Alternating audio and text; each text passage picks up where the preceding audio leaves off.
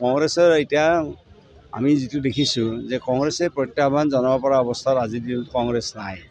গতিকে কংগ্ৰেছ দল অতি দুৰ্বল অৱস্থাত আছে আৰু তেওঁলোকৰ কোনো তেনেকুৱা মানে প্ৰত্যাহ্বান বিজেপি AGP বা আমাৰ NDAৰ তেওঁলোকে প্ৰত্যাহ্বান কংগ্ৰেছ নহয়, কাৰণ কংগ্ৰেছৰ সিমান আজিৰ দিনটোত সিমান শক্তিশালী স্থিতি কংগ্ৰেছৰ নাই।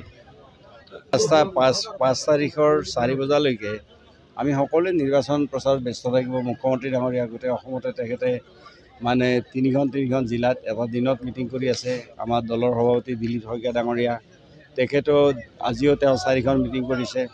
ঠিক তেনেধৰণে তেওঁ ব্যস্ত থাকিব আৰু আমাৰ বাকী যিসকল মন্ত্ৰী আছে, বিধায়ক আছে বা দলৰ শীৰ্ষ নেতা আছে,